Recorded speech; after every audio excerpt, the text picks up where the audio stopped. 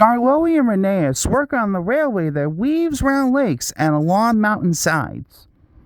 Their coaches are filled with visitors, and the engines are proud to run the line come rain or shine.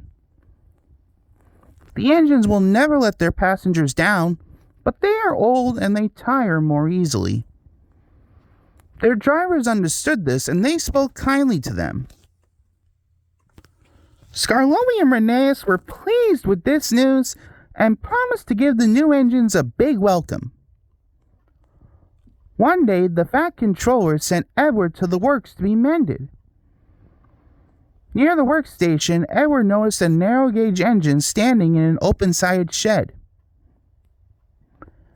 He remembered Skarloey and his brother Rheneas, because in the old days he had often brought passengers who wanted to travel up to the lake in their little train. As the men in the works couldn't mend him at once, Edward asked them to put him on a siding close to Skarloey. Skarloey was pleased to see Edward. Just then some workmen came. Skarloey watched Edward being taken back to the works.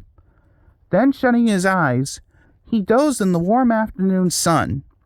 He smiled as he dozed, for he was dreaming, as old engines will, of happy days in the past. But he didn't sleep for long. He heard an engine's whistle.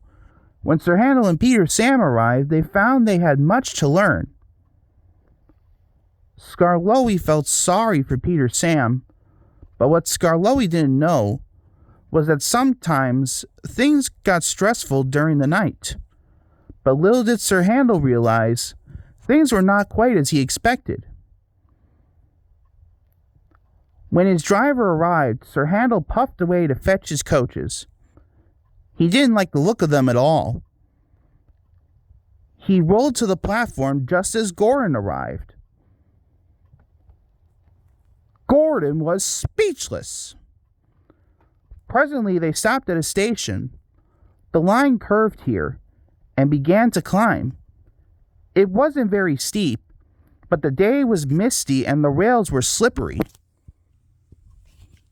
The coaches carried on giggling as Sir Handel started, and their couplings tightened.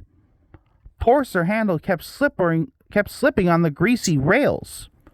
His wheels were spinning, and the coaches pulled him back, and the train stopped on the hill beyond the station.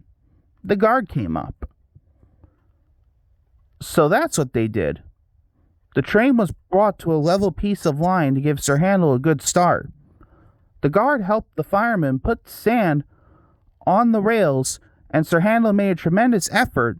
The coaches tried hard to drag him back, but he puffed and pulled so hard that they were soon over the top and away on their journey. The Fat Controller was stern with Sir Handel that night.